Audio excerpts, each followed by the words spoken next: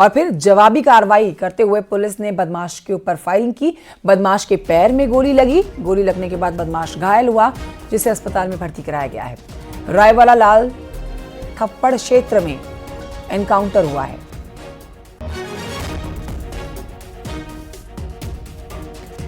तो देखिए, लगातार बदमाशों की धरपकड़ के लिए पुलिस कार्रवाई को अंजाम दे रही है। देहरादून से ये बड़ी खबर, जहां से ये बदमाश पकड़ लिया गया है, भागने की फिराक में था। पुलिस के ऊपर इसने फायरिंग की और फिर जवाबी फायरिंग में पुलिस ने इसके पैर में गोली चलाई है। बदमाश को अस्पताल में भर्ती कराया गया। अस्पताल के भर्ती कराए जाने की तस्वीरें भी आप देख रहे हैं। साथ ही ये बताएं आपको कि जेल में डाल दिया गया है बदमाश को। देर रात के ऑपरेशन की तस्वीरें भी आपको दिखा रहे हैं।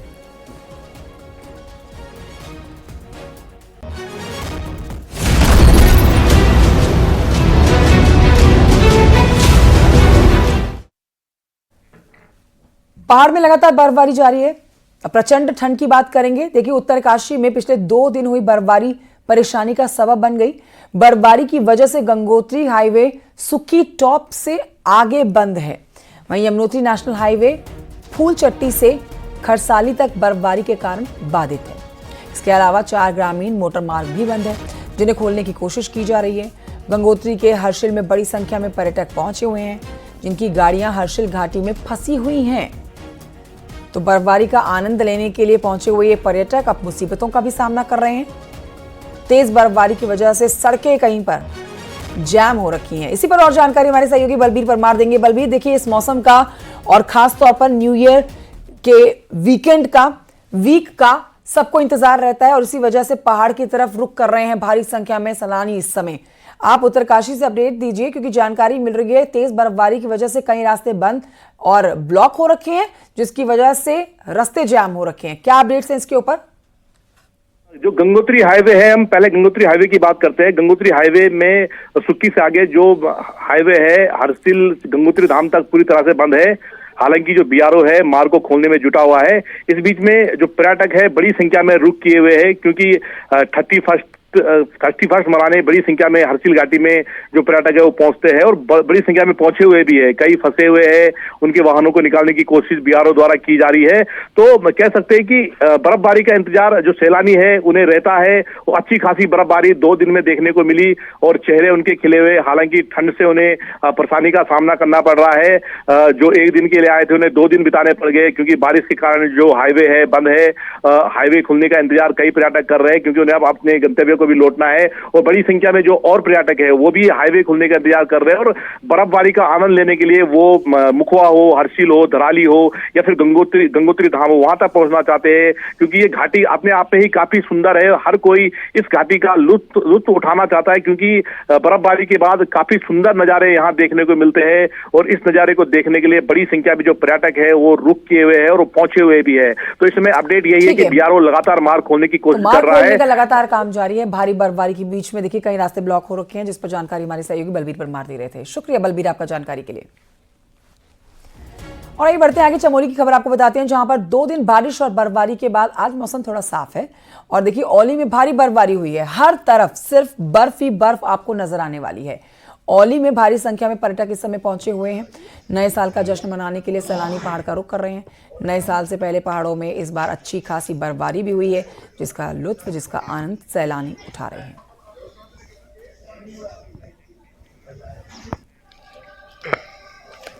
उधर उत्तरकाशी में मां गंगा के शीतकालीन प्रवास मुखबा में भी जबरदस्त बर्फबारी हुई है। मां गंगा के दर्शन करने के लिए श्रद्धालु मुखबा पहुंचे हुए हैं, लेकिन यहां तक पहुंचे हुए लोग अब भारी दिक्कतों का सामना कर रहे हैं, क्योंकि भारी बर्फबारी के बाद सड़कों पर फिसलन है। गाड़ियां फिसल रही हैं, साथ ही इंसान भी फिसल रहे हैं। तेज बारिश की वजह से एक तरफ से दूसरी तरफ जाना मुश्किल हो जाता है। ऐसे में पर्यटकों को भारी समस्याओं का सामना करना पड़ रहा है। मां गंगा की पूजा अर्चना के साथ बर्फबारी का आनंद पर्यटक जरूर ले रहे हैं। मुखीमठ मुखबा में बर्फ गिर रही है और यहाँ पर जो है रात से ही बर्फबारी हो रही है और निरंतर बर्फबारी हो रही है। और अभी हम यहाँ पे पूजा करके आए हैं गंगा मैया के मंदिर में। सोमेश्वर देवता, नरसिंह देवता के मंदिर में पूजा कर दी है। और अभी यहाँ पर जो है यात्री लोग भी आ रहे हैं बर्फ में। और हरसिल से और धराली से लोग पैदल आ रहे हैं, क्योंकि गाड़ी तो आ नहीं पाएगी, क्योंकि बर्फ ज़्यादा है। इसलिए यहाँ पे अभी बर्फबारी प्रारंभ हो रखी है। चक्राता से खबर जहां पर भारी बर्फबारी हुई है, जिसकी वजह से सड़कों पर भारी बर्फ जम गई है और गाड़ियां बर्फ में फंस रही हैं। तस्वीरें आपको दिखा रहे हैं। तस्वीरों को देखकर आप अंदाजा लगा सकते हैं भारी बर्फबारी के बीच में गाड़ियों की रफ्तार भी धीमी हो गई है। देखिए, रास्तों को साफ करने का काम चल रहा है। तस्वीरों में आप देख सकते हैं कि जेसीबी मशीन गाड़ी से बर्फ को हटाने का काम कर रही है। रोड पर बर्फ जमने से गाड़ियां फिसल रही हैं, काफ़ी दिक्कतें हो रही हैं। प्रशासन की पर्यटकों से सावधानी के साथ सफर करने की अपील लगातार जारी है।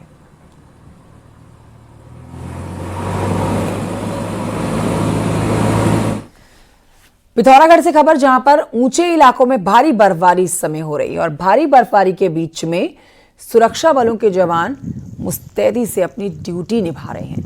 देखिए, अपनी ड्यूटी में तैनात ये देश के जवान किस तरह से घुटनों तक की बर्फ में पेट्रोलिंग कर रहे हैं। चीन और नेपाल बॉर्डर से सटे हुए ये इलाके पूरी तरह से बर्फ की सफेद चादर में लिपट गए हैं। भारी बर्फबारी से स्थानीय लोगों की दिक्कतें तो बढ़ती है, लेकिन सैल्यूट कीजिए इन देश के जवानों को जो घुटनों तक की बर्फ में देश की सीमाओं से आज भी जुड़े हुए हैं और भारी बर्फबारी में देश को सुरक्षित रख रहे हैं।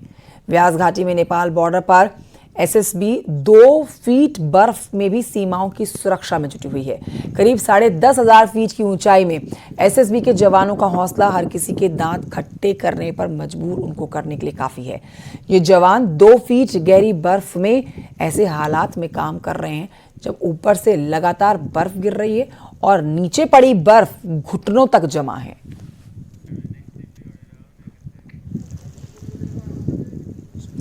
केदारनाथ धाम में जमकर बर्फबारी हुई है। केदारनाथ की तस्वीरें भी आपको दिखाते हैं। बर्फ की सफेद चादर में केदारनाथ धाम आपको ढका हुआ नजर आएगा।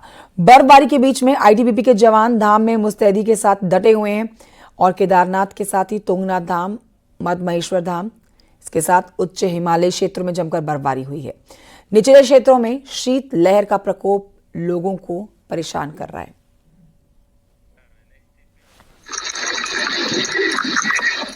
बद्रीनाथ धाम में सीजन की सबसे जबरदस्त बर्फबारी हुई। यहां पर 4 फीट तक बर्फ जम चुकी है। चारों तरफ बर्फ से पूरा बद्रीनाथ धाम आपको ढका हुआ नजर आएगा। 2500 से 3000 फीट की ऊंचाई वाले सभी इलाकों में अभी भी बर्फबारी जारी है।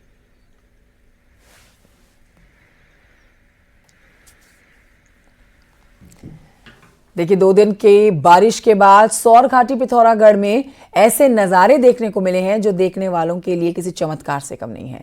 सौर घाटी पूरी तरह से कोहरे में लिपटी हुई सी नजर आ रही है। ये नज़ारा सौर घाटी के ऊपर चंडाक से नजर आ रहा है। कोहरे के ऊपर चमकता सूरज है। देखिए, नीचे कोहरे की चादर से पूरी घाटी अपने आगोश में लिए हुए ये बादल नजर आ रहे हैं। नीचे उत्तराखंड का सबसे बड़ा पहाड़ी शहर बसा है जो आपको नजर नहीं आ रहा है, तो आप कह सकते हैं बादलों से ऊपर का ये नज़ारा और इन बादलों के नीचे शहर बसा हुआ है। आज का जो व्यू है बहुत ही शानदार है। हालांकि पूरा शहर अभी इस समय कोहरे की चादर में ढका हुआ है, लेकिन अगर आप ऊपर चंडाक की तरफ जाएंगे तो एक लेयर बनी हुई है बादलों की, जिसके ऊपर बढ़िया सूरज निकला हुआ है और अच्छी धूप खिली हुई है। मुझे तो लगता है कि अगर ये जितनी जल्दी खबर लोगों तक पहुंचेगी, ज़्यादा से ज़्यादा लोगों को ऊपर आकर के इस व्यू का आनंद लेना चाहिए। 2 दिन तक पिथौरागढ़ का मौसम खासा खराब रहा, लेकिन आज सुबह का नज़ारा एकदम अलग है, एकदम अद्भुत है। आप देख सकते हैं, मैं हूँ पिथौरागढ़ सौर घाटी के ठीक ऊपर और आप नीचे देख सकते हैं कि किस तरीके से कोहरे की चादर में पूरी की पूरी सौर घाटी यहाँ पर लिपटी हुई है। ऐसा नज़ारा बहुत कम देखने को मिलता है और यह अद्भुत नज़ारा जो भी देख रहा है वो हैरान है कि किस तरीके से पिथौरागढ़ की सौर घाटी को कोहरे ने पूरी तरीके से अपने आगोश में समेटा हुआ है। विजयवर्धन उप्रेती, न्यूज 18, पिथौरागढ़। निकाय चुनाव की अब बात करते हैं। देखिए, सर्द मौसम में राज्य की राजनीति चरम पर है। बीजेपी ने शुक्रवार को अपनी पहली लिस्ट जारी कर दी, तो अब आज मेयर उम्मीदवारों की लिस्ट जारी हो सकती है, जो जानकारी मिल रही है। हालांकि इस बीच में नगर पालिका उम्मीदवारों की एक छोटी लिस्ट और जारी हुई है, जिसमें 3 नाम शामिल हैं और बीजेपी ने जोशीमठ से सुषमा डीमरी को उम्मीदवार बनाया है, तो विकास नगर से पूजा चौहान को और डीडी हाट से लोकेश सिंह को उम्मीदवार बनाया गया है। लंडोरा सीट को लेकर भी बीजेपी में पेंच फंसा हुआ है। अब फाइनली लंडोरा नगर पंचायत से कुलदीप सिंह को उम्मीदवार घोषित कर दिया गया है। इसके अलावा बीजेपी ने नैनीताल जिले में नगरपालिका और नगर पंचायत के लिए वार्ड मेंबर प्रत्याशियों की लिस्ट को जारी कर दिया है। बीजेपी प्रदेश अध्यक्ष महेंद्र भट्ट के मुताबिक केंद्रीय नेतृत्व से नाम फाइनल होने हैं अभी, और महेंद्र भट्ट ने कहा है कि पार्टी जिसे भी उम्मीदवार घोषित करेगी, बाकी दावेदार भी उसे जीत दिलाने में सहयोग करेंगे।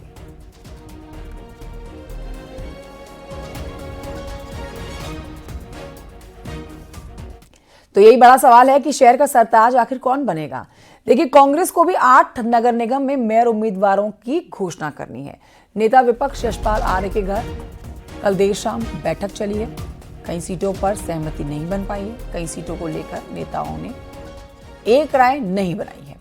हालांकि माना जा रहा है कि आज मेयरों की लिस्ट जारी की जा सकती है।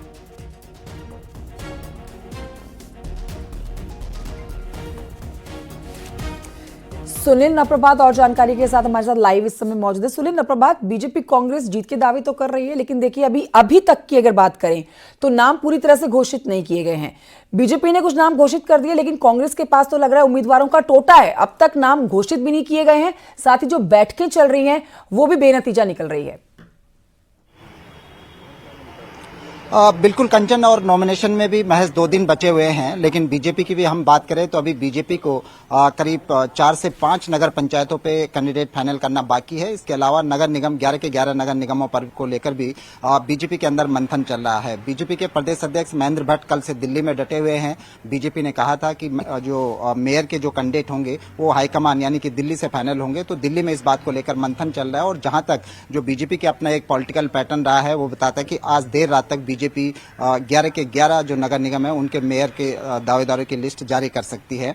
इसके अलावा बहुत सारे वार्ड अभी ऐसे हैं जहां पार्षद के कैंडिडेट का घोषित होना बाकी है। तो ठीक यही कंडीशन कांग्रेस की भी है कि कांग्रेस में 8 नगर निगमों पर पेंच फंसा हुआ है। कल से लगातार कांग्रेस के जो रणनीतिकार हैं वो मंथन पर लगे हुए हैं, लेकिन अभी भी फाइनल डिसीजन नहीं हो पाया है। तो ये उम्मीद की जा रही है कि देर रात तक कांग्रेस भी अपने 8 के 8 नगर निगम जो शेष बचे हुए हैं उन पर भी अपने कैंडिडेट घोषित कर देगी। इसके अलावा कांग्रेस को अभी नगर पंचायतों और बहुत सारी नगर पालिकाओं में भी कैंडिडेट घोषित करने हैं। तो कुल मिलाकर दोनों पार्टियों में कहीं न कहीं अभी पेंच फंसा हुआ है, जबकि नॉमिनेशन के अब महज 2 दिन शेष है। तो ऐसे में माना जा रहा है पार्टी ये भी देखती है कि अगर दिन में हमने नाम डिक्लेयर कर दिए तो वो हंगामा होता है, जिनको टिकट नहीं मिला वो हंगामा कर सकते हैं। इसीलिए ये संभावना जताई जा रही है कि जैसे जैसे समय बढ़ेगा, रात का समय होगा, उस दौरान आज सारे के सारे जो कैंडिडेट्स हैं उनके नाम घोषित किए जा सकते हैं। जी ठीक है, बहुत शुक्रिया आपका जानकारी के लिए सुनील नप्रभात। आप नजर बनाए रखिएगा।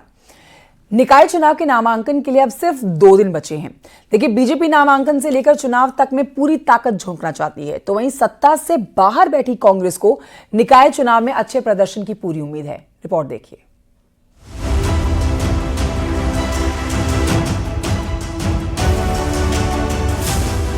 सौ छोटे बड़े शहरों में होने जा रहा निकाय चुनाव बीजेपी और कांग्रेस के लिए प्रतिष्ठा से लेकर परफॉर्मेंस चेक करने का चुनाव है।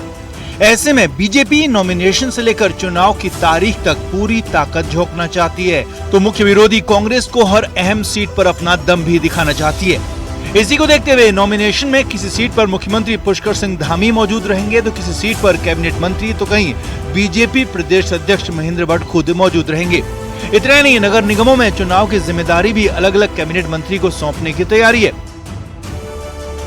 हमारे माननीय मुख्यमंत्री जी, मैं स्वयं माननीय हमारे कैबिनेट मंत्रीगण, सब लोग किसी न किसी प्रत्याशी के नामांकन में उपस्थित रहेंगे। प्रभारी मंत्री को हमने कहा कि वो क्षेत्र की जो नगर निगम है उनको प्रत्यक्ष उसमें नामांकन में रहना हो, और कार्यकर्ताओं में आपसी सामंजस्य बने, सब कार्यकर्ता मिलकर काम करें।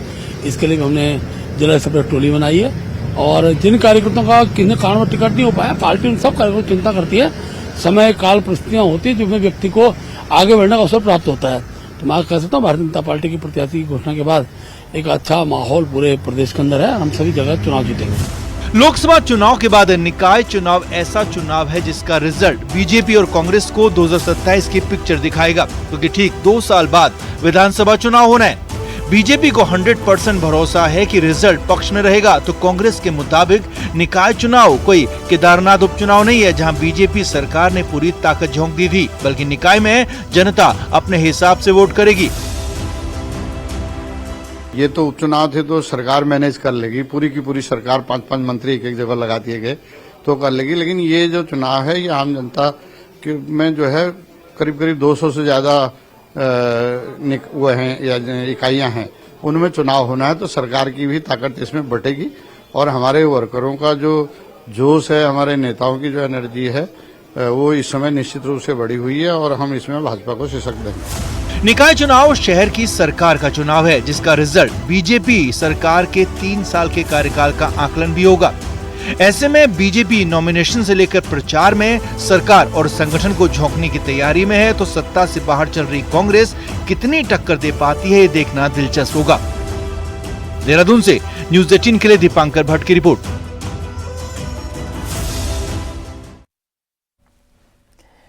बढ़ते हैं आगे, कुछ और खबरें आपको बताते हैं। अल्मोड़ा की खबर जानिए, जहां पर बीजेपी को बड़ा झटका लगा है। मेयर पद के दावेदार भैरवनाथ गोस्वामी आज समर्थकों के साथ कांग्रेस में शामिल हो गए हैं। विधायक मनोज तिवारी की मौजूदगी में भैरवनाथ ने कांग्रेस का दामन थामा है। भैरवनाथ कांग्रेस से मेयर के टिकट के लिए भी दावेदार हो गए हैं और माना जा रहा है कि भैरवनाथ को कांग्रेस का टिकट भी मिल सकता है। हम सबके लिए बड़े हर्ष का विषय है कि आज कांग्रेस में भारतीय जनता पार्टी के और कई ऐसे लोग जिन्होंने आज कांग्रेस की सदस्यता ली है और उनमें जो मुख्य रूप से है भारतीय जनता पार्टी के नगर युवा मोर्चा के महामंत्री रहे, जिले के महामंत्री रहे।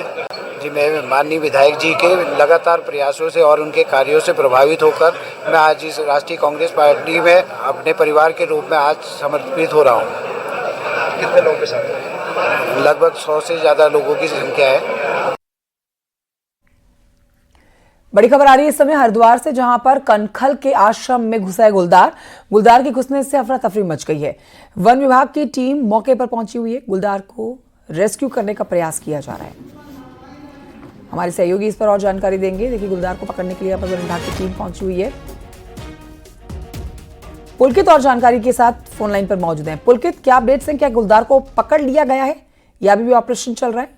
जी देखिए, वन विभाग की टीम मौके पर पहुंची हुई है। कनखल में ये मानव कल्याण आश्रम के नाम से जो आश्रम है, वहां पर ये गुलदार आज सुबह यहाँ पर घुस आया है और पूरे जो आश्रम में जितना भी स्टाफ है वो वहाँ पर पूरी तरह से अफरा तफरी मची हुई है। काफी घंटों का समय हो चुका है। वन विभाग की टीम यहाँ पर पहुंची हुई है और गुलदार को ट्रैंकुलाइज करके रेस्क्यू करने का प्रयास किया जा रहा है। सभी तरह के जो उपकरण है वो यहाँ पर लाए जा चुके हैं और गुलदार को थोड़ी देर बाद वन विभाग के कर्मचारियों अधिकारियों की ओर से रेस्क्यू कर लिया जाएगा। गुलदार बताया जा रहा है कि आज सुबह के वक्त यहाँ पर पहुंचा और जब आश्रम का जब गेट खुला हुआ था तो किसी को उस वक्त पता नहीं चला और गुलदार जो एक कमरे में जाकर वहां पर बैठ गया और अब जो है उसको रेस्क्यू करने का प्रयास किया जा रहा है। जी बहुत शुक्रिया आपका जानकारी के लिए। खबर हरिद्वार से, जहां पे सराय गांव में जंगली हाथी आ जाने से अफरा तफरी मच गई। जंगल से निकलकर एक हाथी आबादी के क्षेत्र में पहुंच गया। हाथी को सड़क पर आता देख वहां लोग मौजूद जो थे उनमें अफरा तफरी मच गई। हालांकि कुछ हुड़दंगी लोग हाथी के पीछे भागते हुए नजर आए। सूचना मिलने पर मौके पर वन विभाग की टीम पहुंची। हाथी को जंगल में खदेड़ा गया और हाथी के पीछे भागने वाले हुड़दंगियों की पहचान करके कार्रवाई करने की बात की गई है।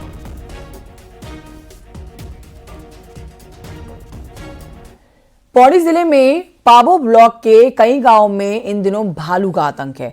भालू गांव में मवेशियों को अपना शिकार बना चुके हैं। वहीं वन विभाग ने इलाके में रात की गश्त को बढ़ा दिया है। लोगों की मांग है कि जल्द भालू के आतंक से निजात दिलाया जाए।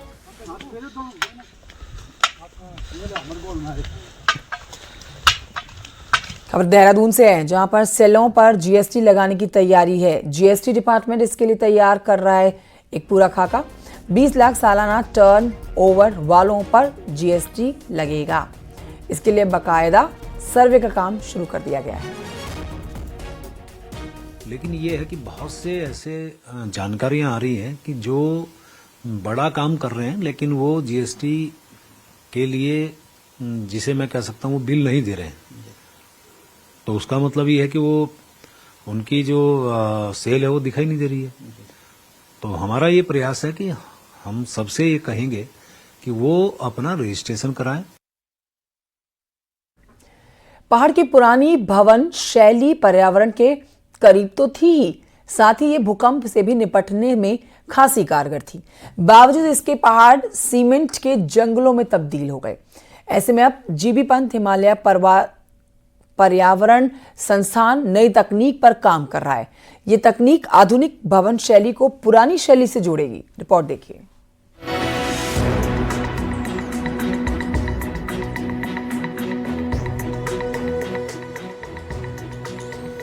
हिमालय के पुराने मकान मौसम के तांडव को पूरी तरह मात देने में कारगर है।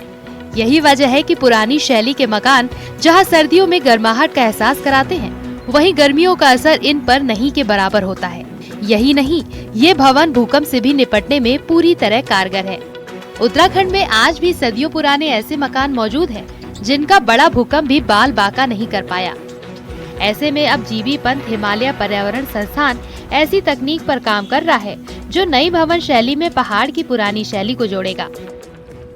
ऐसे भवनों का निर्माण हिमालयी क्षेत्र में कर सकते हैं जो भूकंप विरोधी भी हों और जो पर्यावरण में परिवर्तन हो रहे हैं उनको भी झेल सके। तो ये स्टडी हमारे ज्ञान को वर्धन करने में और मॉडर्न आज के ज़माने में ऐसे घरों को बनाने में बहुत मुख्य भूमिका निभा सकती है। पहाड़ों में 900 साल पुराने मकान अभी भी मौजूद हैं, जिनमें रहता भले ही कोई ना हो, लेकिन इससे ये जरूर साबित होता है कि शताब्दियों की आपदाओं को इन पुराने मकानों ने आसानी से झेला है। पुरानी भवन शैली हिमालय की विषम हालातों से भी निपटती रही, साथ ही ये पर्यावरण को भी खासा सुरक्षित रखती है। बावजूद इसके पहाड़ के 90% इलाकों में पुरानी शैली की जगह नई शैली के मकान बने हैं। बहुत पुराने मकान है, अभी तक उनमें कोई रहता भी नहीं, लेकिन वो सुरक्षित है। उनका अध्ययन किया जाना चाहिए। और मुझे लगता है कि जो हमारी लोकल जो हमारा वास्तुकला है, उसको जो आजकल हमारा भवन निर्माण हो रहा है उनमें उसको इंजेक्ट करने की जरूरत है। ये बात 100% सच है कि पहाड़ की पुरानी भवन शैली कई मायनों में फायदेमंद है। बावजूद इसके पूरी तरह इतिहास में लौट पाना भी आसान नहीं है। ऐसे में बेहतर यही होगा कि नई भवन शैली में पुरानी भवन शैली के वे सभी तत्व शामिल किए जाएं, ताकि हिमालय में आने वाले आपदाओं में नुकसान कम से कम हो। न्यूज़ 18 के लिए किशन जोशी के साथ विजय वर्धन, उप्रेती की रिपोर्ट।